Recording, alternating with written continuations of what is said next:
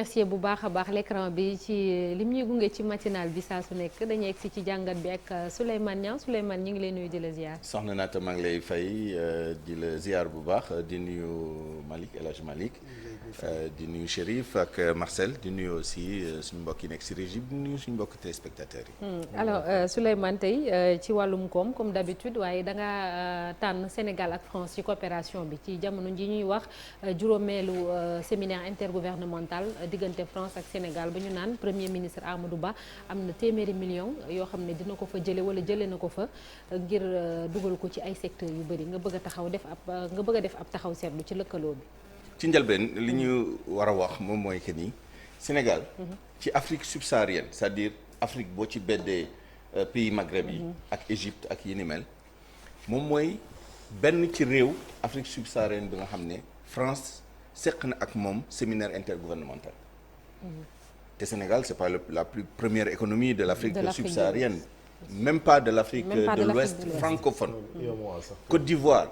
moom moo ñu ëppale PIB ci sous-région bi pourtant séminaire intergouvernemental entre France ak Côte d'Ivoire amul c'est le seul pays en Afrique subsaharienne bu am séminaire intergouvernemental c'est un peu à la mesure de xam nga da ngay dégg ñu naan conseil des ministres franco-allemand nga gis gouvernement français ak gouvernement allemand ñëw toog wax lu jëm ci seen jokkalante ak des questions internationales Union européenne géopolitique internationale ak yu ni mel loolu lu jar a souligner la mais lu waral loolu c'est mooy li autorités yi wax démb ci séminaire bi moom mooy que nii diggante Sénégal ak France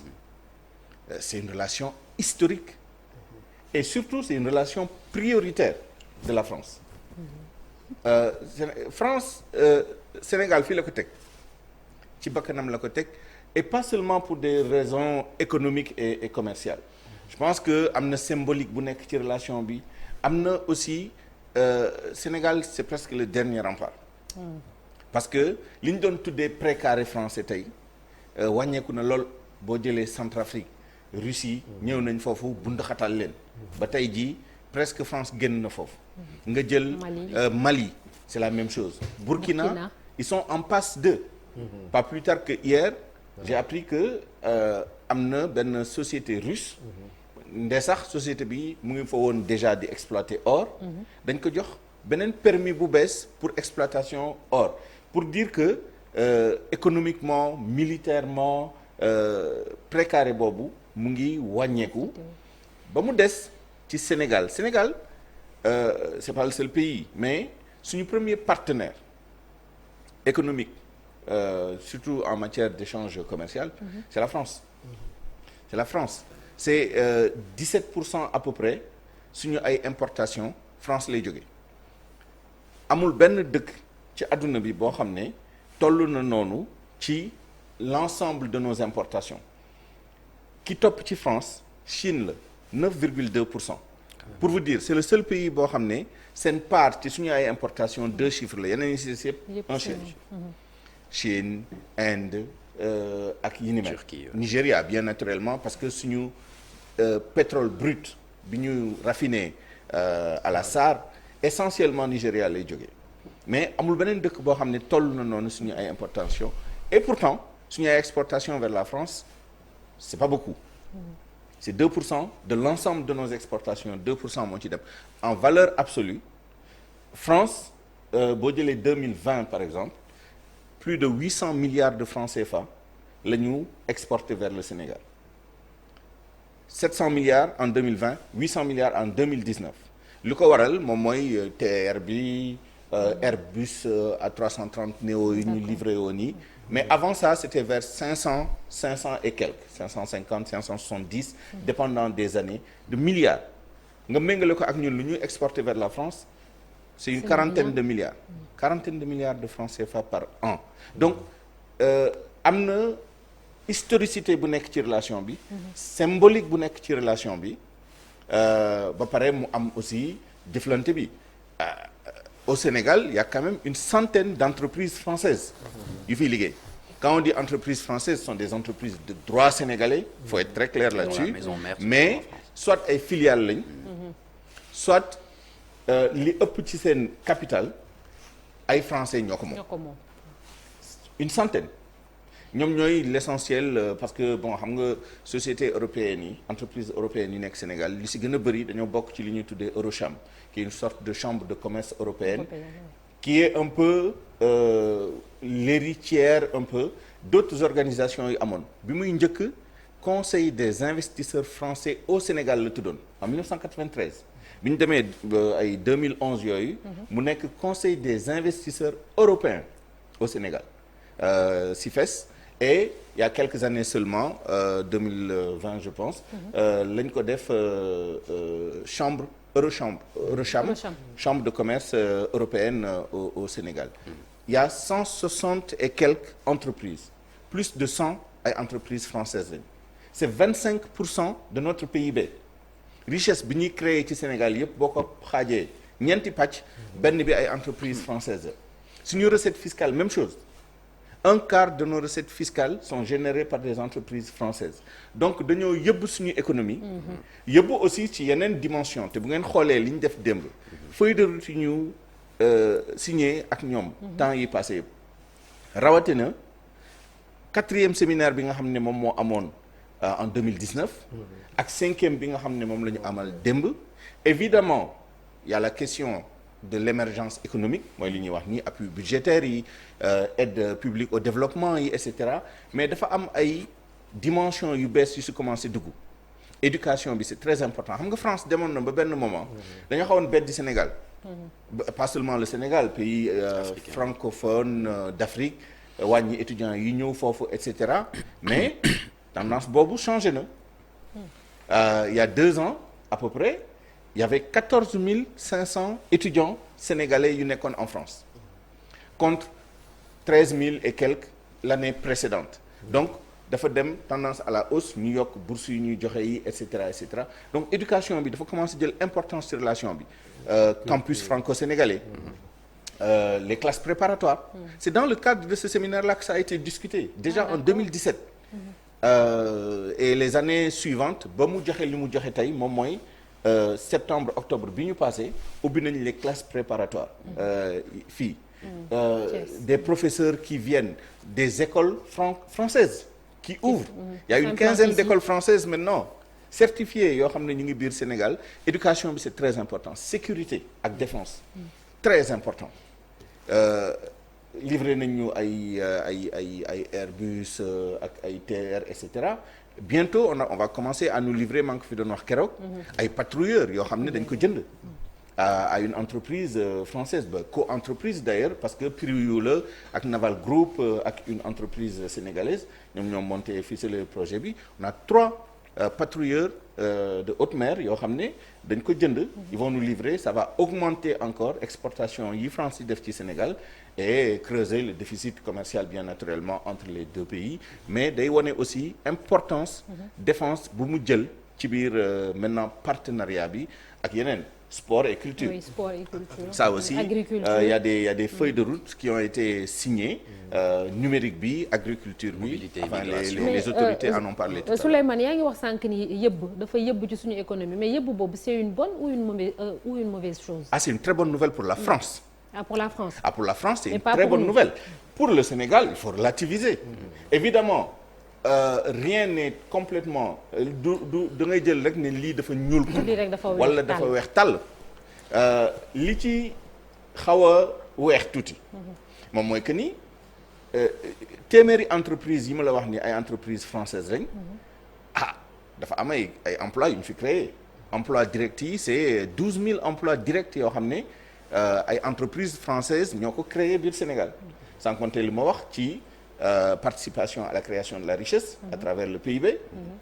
recette fiscale c'est-à-dire impôt ak taxes yi il faut savoir que impôt ak taxes yi nga xam ne moom la société française yi di fay fii moo ëpp aide publique au développement mooy yi ñuy wax nii les 1000 milliards là dont on a parlé yi nga xam ne moom mooy bon an mal an li France di dugal ci ay période ci biir Sénégal li entreprise yi di générer en termes de richesse et en termes de recettes fiscales en faveur du budget du Sénégal moo ko ëpp loolu moo ci xaw a weex tuuti ak transfert de technologie yi formation yi et cetera et cetera li si ñuul moom mooy que ni loo jox entreprise boo xam ne dañ ko jéggaane yaa ngi koy xañ entreprise boo xam ne Sénégal la après am na ay secteurs yoo xam ne ak ay activités yoo xam ne xëj na amaguñu ñun doole bi xarañte bi connaissance bi technologie yi ak yi ni mel lu mel ni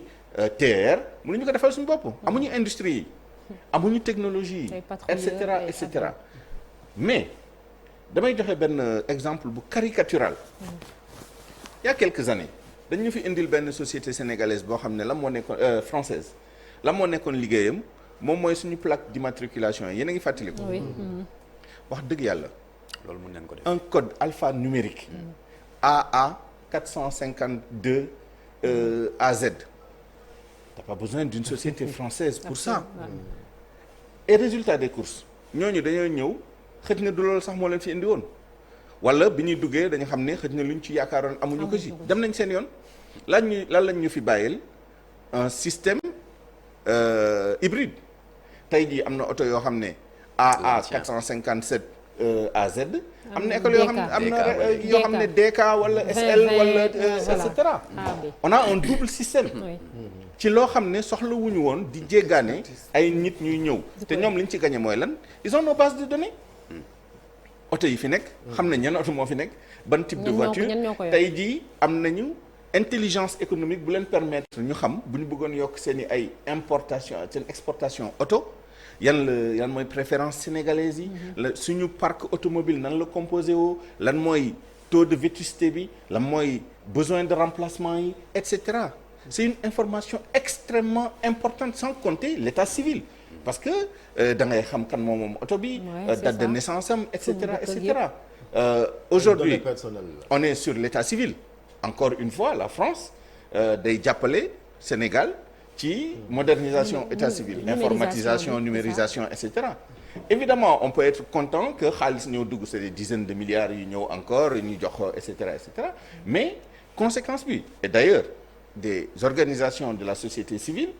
et parfois dañu politiser débat bi des partis politiques en parlent moom mooy que ni boo indee ay experts français européens et cetera ñu ñëw di liggéey ci sa état civil xamoo ay dëkk yu bëri yoo xam ne nit ñi dañu permettre ay nit di jéggaani di jóge feneen di ñëw di jël possession de leur état civil c'est quand même une ressource extraordinaire l'état civil d'un pays mais évidemment c'est pas la seule voie pour accéder à l'état civil il y a aussi le fichier électoral même si c'est pas l'état civil c'est une partie de l'état civil mais vraiment c'est des choses yoo xam ne dañ ko passer pas seulement aux Français parce que société bii di defar les passeports société bi nga xam ne moo gagné woon marché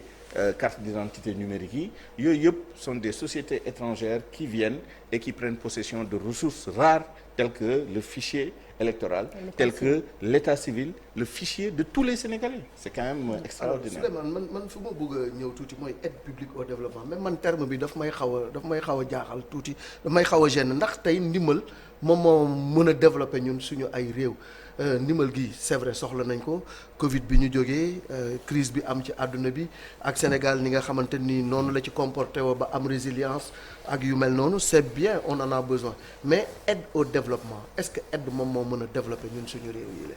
mais ça ne gêne pas que yow ça gêne même léegi les bailleurs de fonds et particulièrement les Français. am na benn rapport boo xam ne benn parlementaire français bu tudd Hervé Guémard moom moo ko def genre livre blanc yooyu la c'est le ministère de l'Europe et des affaires étrangères de la France ak ministère de l'économie et des finances France ñoom ñoo ko commissionné woon moom ak ay collaborateurs am pour ñu def benn étude avec les entreprises françaises pour xam un peu lan mooy problème yi et cetera nan la ñu redéfinir seen relation en Afrique et cetera benn ci recommandation yi moom mooy que ni France na jóge ci concept aide publique au développement pour aller vers le concept d'investissement pour le développement pour dire que même au plan conceptuel am na benn glissement positif mais il faut pas que mu nekk cosmétique quand je dis il faut pas mu nekk cosmétique il faut pas que français yi def ko simplement pour des raisons de voilà nañu changer formulation bi pour nëbb alors que dans le fonctionnement rien ne change. mais attention il faut pas que nous aussi mu nekk une revendication cosmétique c'est-à-dire qu'on demande qu'on change l'appellation alors que la réalité day nekk la même chose il faut noter d'ailleurs que France nekkul dëkk bi nga xam ne moom moo tàmbali loolu si vous vous rappelez bien Barack Obama bi mu ñëwee Afrique di def tournée jaarale Sénégal dem Ghana et cetera ak Union africaine d'ailleurs il avait moom tamit indi concept dama xamul ndax moom la ndax wala Clinton d'ailleurs le concept de trade not aid wala trade but not aid dañu commercer américains ñoom dañoo pragmatique ñun commerce la ñu wax nañu commercer moo ñu gënal ñu leen di dimbali waaye attention lu tax mu bañ a nekk cosmétique américains yi ils ont lancé ce qu'ils ont appelé AGOA African Growth voilà benn loi la boo xam ne day permettre African Growth mooy pour la croissance économique de l'Afrique pour que suñu dëkk yi mën a exporter mais des milliers de produits free of voilà donc sans douane suñu dëkk yi on n'a pas suffisamment profité de cette opportunité parce qu'on n'a pas beaucoup de choses à exporter wala bu ñu ko amee tamit ñi ko war a xam xamuñu ko wala bu ñu ko xamee am na ay procédures minimales yoo xam ne war nañ ko def pour nga mën a exporter dans un pays comme les États-Unis il faut nga formaliser wu deuxièmement il faut nga am capacité parce que c'est pas des petites demandes c'est pas une tonne par an c'est des dizaines des centaines de tonnes yu ñuy demander soit vous vous regroupez pour pouvoir faire des choses comme ça pourquoi j'en parle parce que tey France la ñu wax mais lu tax may insister ci États-Unis bi moom mooy que ni même bu ñu reformuler même bu ñu indee ay régime préférentiel lu mel ni entre pays africains yi ak Union européenne par exemple amoon na ay initiatives tout sauf les armes c'est-à-dire ay facilité d'exportation yu ñu may suñu dëkk yi mais en général duñ ko mën a exploiter parce que en dehors des aspects purement comment dire commerciaux et cetera am na quand même ay barrières ñooñu dëkk yooyu dañu protéger seen ay consommateurs au plan sanitaire et cetera te yooyu tamit il faut nit ñi di ci bàyyi xel en tout état de cause li ñu ŋàññi ñeneen ñi nañu xool suñu bopp aussi parce que boo gisee kuy joxe aide publique au développement dafa am ku koy nangu non seulement di ko nangu mais dafa am ku koy ñaan aussi di ko sakku donc bu ñu bëggee comment dire bàyyi loolu il faut que ñun ñu développer la moo indi tey jii ñu dem di wut wala ñu ñuy jox ay aide budgétaire wala appui budgétaire de 100 milliards de francs CFA sans compter appui yuy jóge ci yeneen dëkk yi États-Unis parfois daf ñuy jox aide appui budgétaire les institutions multilatérales Banque mondiale daf ñuy jox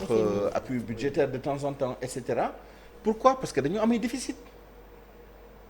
déficit évidemment c'est pas ça qui règle nos besoins de financement annuels suñu besoin de financement c'est des milliers de milliards pour dire la vérité mais alors que ñoom c'est des centaines de milliards lañ ñuy jox en appui mais bu amee rek ça veut dire que ñun ñoo ko soxla ñoo dem di ko sàkku parce que justement on ne tient pas forcément bien nos beneen bi Souleymane moo di tey jii sur le plan diplomatique ndax aide bi nga xam ne tey France joxe na ko mu jëm ci wàllu Sénégal est-ce que du pour un peu atténuer li nga xam ne moom moo commencé am muy un sentiment anti-français qui est exacerbé dans certains pays mais mu mel ni Sénégal France dégage ak wala bu problème amee li nga xam ne mooy ay avoir français moom la ñuy viser di ko yàq ak lu mel noonu est-ce que lii du opération charme aussi sur le plan diplomatique je ne sais pas ndax mën nañ ko génnee d'un contexte global où le Sénégal a toujours été le chouchou de la France ça veut dire quoi ça veut dire que effectivement du ñàkk ni am na lu ñu yokku et cetera mais duguleet tamit mënuñu dàq aussi que ni vu le contexte la France a besoin de se réajuster pas seulement vis-à-vis du Sénégal mais vis-à-vis de toute l'Afrique parce que attention am na benn glissement bu intéressant boo xam ne mu ngi am ci politique extérieure française moom mooy que ni France gannaaw bu ñu ko bund xataalee ci li ñu doon tuddee précaré moom mooy Afrique francophone France léegi dafay jublu ci ay Nigéria ay Ghana ay Mozambique Afrique australe yi kenn xamul donc dañu élargir seen sphère avec vraiment des approches novatrices et cetera mais dama bëggoon taxaw ci lenn loo junj tuuti moom mooy li xewoon en 2021 ba ñu yàq fii ay voilà voilà les symboles de la France faut faire très attention outre le fait que entreprise française yi wax naa leen ni y a plus de 100 de droit sénégalais bi nga doon wax 100 de droit sénégalais et parfois aussi même dénomination yi je ne veux citer personne mais parfois da ngay gis benn société ñu tuddee ko tur boo xam ne bu ñu la waxee ni société bii du société sénégalaise doo ko gëm alors que du société sénégalaise da ngay dem Eurocham nga xool seen catalogue nga xool la liste des entreprises qui sont membres de Eurocham tu auras des surprises mais du loolu moo ma ci amal solo li ma ci amal solo mooy lan mooy il faut que les gens ne se trompent pas parfois nga yaakaar ni yaa ngi yàq société française alors que yàqoo société française parfois appellation bi moo lay nax parfois aussi tu ne te rends pas compte que c'est une société de droit sénégalais ça, avec des actionnaires sénégalais. Même s'il y a une majorité absolue ou relative du capital détenu par des intérêts français am na ay sénégalais ñoo ci investir seen xaalis muy deuxièmement Sénégal ak France ak Sénégal ak yeneen dëkk dañoo signer ay conventions de promotion et de protection réciproque des investissements faut faire très attention en général boo xoolee clauses yi day am ay clauses est-ce que dégg ngeen Auchan di wax ci presse bi di revendiquer ay ñu ngi koy lijjante ci suuf parce que dafa am ay accords yu lié Sénégal ak France yu wax ni bu nekkee ni investisseur français dafa investir seen dëkk mu am yenn xew-xew yu fa am ba ñu yàq seen investissement bu boobaa am na ay mécanismes yu ñu déggoo soit da ngeen ñu rembourser wala dina am ay compagnie d'assurance yu koy jël et gannaaw compagnie d'assurance bëriwul yoo xam ne dañu nangu naan bu amee émeute par exemple dañu dédommager ak yi ni mel dañ koy exclure ci seen kii contrat assurance yi bu boobaa état en dernier ressort moo koy rembourser qui dit état dit les Sénégalais ñu yëg ko ñu bañ ko yëg oui. Sénégal da koy fay moo tax ngay dégg bi ñu taalee station yi gannaaw sénégalais yi ay gérants ñoo ci dugal seen xaalis ñoom ñoo dem di yuuxu parce que amuñu ku leen boot waaye français yi déggoo leen fenn parce que ñoom dañuy dem ci seen dëkk ne leen ñun en tant que investisseur français Sénégal yàq nañ fa suñu ay actifs yàq nañ fa suñu lii suñu laa suñu lële faites activer les accords yi ngeen signé ak Sénégal yi nga xam ne ñooy protéger ñun suñu investissement bu boobaa France ne Sénégal suñu ay doom dañoo investir am seen dëkk seen waa doom yàq nañ ko ci anam bi ci anam bi ci anam bi te li ñu xaatimoon moom mooy que ni ñun suñu ay doom suñu investir seen dëkk seen doom yi dëkk bu ñu ko yàqee ci anam bi ci anam bi ci anam bi nii ngeen ñu dampé wala nii ngeen leen di dampé donc ça c'est des choses yoo xam ne qui sont très importantes et ça passe sous le radar effectivement c'est pas au séminaire intergouvernemental que ces choses sont discutées absolument au demeurant ce sont des accords qui précèdent même premier séminaire bi parce que dëkk yi noonu la ñuy jëflante di protéger réciproquement seeni ay investissement ba pare aussi di signer yeneen i accord yu jëm ci rapatriement des bénéfices yu jëm ci yi ni mel donc il faut que nit ñi sensibiliser wu un peu plus bañ a tomber dans la facilité da ngay dégg yenn argument yi et je conclue sur ça France diggante France ak Sénégal il y a 114 accords de coopération décentralisée y compris avec des communes yoo xam ne bu ñu la ko waxee Sénégal doo ko gëm c'est le pays africain qui a le plus et même du monde qui a le plus d'accords de coopération décentralisée avec la France Sénégal bi moo tax ma ne leen sama commune sax la bokk Ngaye Mekhe ma ne la kay boo doon cité doo ci génn c'est pour dire c'est une relation privilégiée c'est une relation historique j'étais tout à l'heure sur le site du ministère des Affaires étrangères de la France et ma dem ci base de données des traités yu ñu signés et si vous googlez vous mettez Sénégal il y a des accords qui remontent à 1863 oui. 1863. Au 19e Et c'est répertorié sur leur site. oui visa yi c'est ça boobu Marcel ci visa bi nga bëgg a wax wala Chérif. non en fait il est temps tamit que ñu xam ne il faut que mbir yi changer parce que tamit mënuñu continuer stratégie bu mel nii di bénéficier à une partie beneen bi au fond dëgg la am na ay avantages yi mu koy jural mais mu ciy ñàkk tamit quand même lu bëri ci wàllu koom-koom ban valeur ajoutée on peut se dire que c'est historique quand même li nga xamante ne moom mooy relation bi dox seen diggante mais ban valeur ajoutée le genre stratégie yi di am lan la ñu mën a yokk pour mën a fexe ba mën ci gis suñu bopp ñun tamit. moom mooy li ñuy def li dem waxtaan ak les autorités françaises voir les opportunités c'est à nous de créer les opportunités et c'est à nous aussi de protéger parfois suñu yenn secteurs yi évidemment c'est pas une relation égalitaire il faut dire aussi la vérité. Bien sûr. xam nga nag pour nga mën a dem di wax ak nit bët ci biir bët day fekk ngeen nekk ay naatangoo wala ngeen nekk ay nawle ay nawle nañ nag ci souveraineté internationale parce que Sénégalais ku ko xam ne ku yëg boppam la et c'est normal waaye doole yemul donc pouvoir de négociation yi tamit du benn après am na ñoo xam ne et c'est heureux moi je suis très content que mu am discours boo xam ne pour suñu indépendance économique la pour ne pas jouer à l'hypocrite mu ngi mel ni ku mel ni Guy Marius Sagna wala France dégage mooy li may wax rek c'est un discours nouveau rafraîchissant il faut ñu dégg discours boobu nan la ñu mën a fexee ba suñu réew yi am plus d'indépendance économique plus de pouvoir de négociation vis-à-vis des puissances waaye dama ciy yokk mooy li ma wax sànq attention il faut pas surestimer nos forces et puis il faut tamit ñu bañ a weccee